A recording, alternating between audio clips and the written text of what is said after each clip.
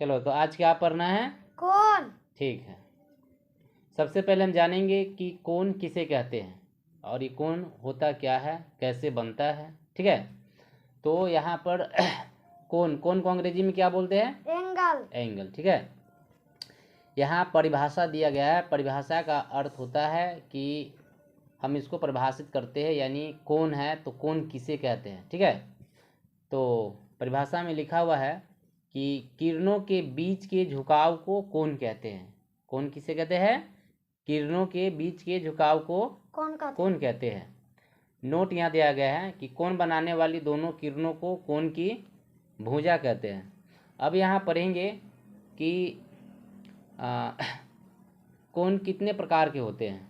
ठीक है, कोण जो है निम्न प्रकार के होते हैं। कई प्रकार के कोण होते हैं, तो जितना 1 क्लास से लेकर 10 क्लास तक के बच्चों की ज़रूरत है हम उतना ही आज हम पढ़ाएंगे।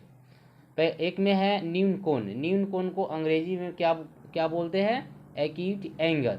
ठीक है, चलो हम अंग्रेजी में उतना ही हम नहीं बोलेंगे, लिखा हुआ है, सिर्फ देखना है, तुमको याद करना है। न्यून कोण। न्यून कोण किसे कहते हैं? जिस कोण की माप 90 डिग्री से कम हो उसे न्यून कोण कहते हैं।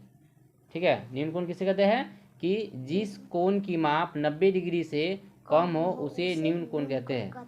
ठीक है, तो ये ज़्यादा भाष्ट नहीं है, सिर्फ इसको याद कर लेना है। जैसे यहाँ पर दिखाया गया है आकृति में कि 60 डिग्री, 80 डिग्री, 40 डिग्री नहीं, यानी 60 डिग्री, 80 डिग्री, 40 डिग्री। ठीक है, इसी प्रकार से है ना कि 1 degree, 2 degree, 3 degree, 4 degree, 5 degree, 6 degree, यानी 89 डिग्री तक के कोण को हम क्या कहते हैं? न्यून कोण कहते हैं। बोलो, समझ में आया कि नहीं आया? Yes sir. अब हम दूसरा कोण पढ़ेंगे, समकोण।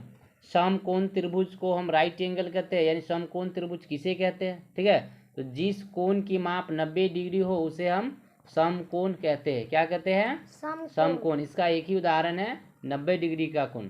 देखो 90 डिग्री का कोण इस प्रकार से भी दिया रह सकता है, सिर्फ इसमें 90 नहीं लिखा हो, लेकिन ये जो सिंबल है दिया रहेगा। ठीक है, तो समझ लेना ये 90 डिग्री का ही कोण है, या पूरा 90 डिग्री लिखा होगा। इस अगला है 3 में अधिकोण त्रिभुज, एब्ट्यूस एंगल। जिस कोण की माप 90 डिग्री से अधिक 180 डिग्री से कम हो उसे अधिक कोण कहते हैं। जैसे 120 डिग्री यहाँ पर आकृति में दिखाया गया है, 150 डिग्री। इसी प्रकार से 91 degree, 92 degree, 93 degree, 94 degree, 95 degree, 96, 97, 98, ऐसे ही करते कर 179 डिग्री तक के कोण को हम अधिक कोण कहते हैं। ठीक है, पॉइंट में लेंगे तो पॉइंट में और होगा, इससे कम थोड़ा होगा। ठीक है, इतना समझ लो कि 90 डिग्री से बड़ा होना चाहिए और 180 डिग्री से छोटा होना चाहिए, उसको हम क्या बोलते हैं? अधिक कोण। अगला मेरा है सरल कोण। सरल कोण। सरल कोण किसे कहते हैं? जिस कोण की माप 180 डिग्री हो, यानी 180 डिग्री हो, उसे सरल कोण कहते हैं। ये देखो एक स्ट्रेट है, नहीं सीधा, यानी सीधा रेखा है एक। सरल कोण को स्ट्रेट एंगल बोलते हैं, यानी सीधी रेखा को हम क्या बोलते हैं? सरल कोण। सीधी रेखा को क्या बोलते हैं? सरल कोण। कहीं पर भी एक सीधी रेखा हो, ठीक है, तो समझ लेना वह 180 डिग्री है। ठीक है, यहाँ पर देख रहा है बिंदु, यहाँ से एक किरण इधर जाती हुई नजर आती है और एक किरण इधर जाती हुई नजर आती है, यानी दोनों एक स्टेट में। ठीक है, तो इसको हम बोलेंगे सरल कोण।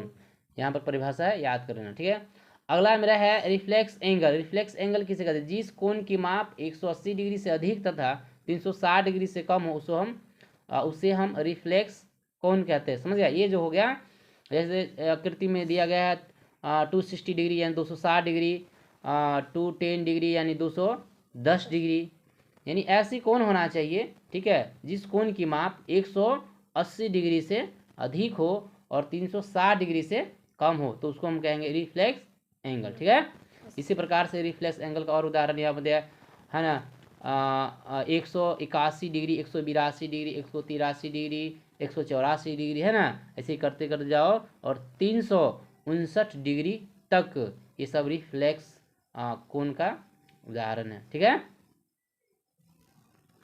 और ये अंत में हम पढ़ेंगे पूर्ण कोण, फुल एंगल। जिस कोण की माप 360 डिग्री हो यानी 360 डिग्री हो उसे पूर्ण कोण कहते हैं। ठीक है, पूर्ण कोण यहाँ देख रहा है कि एक यहाँ पर जो उसका जो भुजा है यहाँ तक आया हुआ है, फिर उसी पर यह जो है एक और भुजा चढ़ा हुआ है, यानी यह जो है 360 डिग्री, यह डिग्री नहीं लिखा है, 360 डिग्री का कोण है।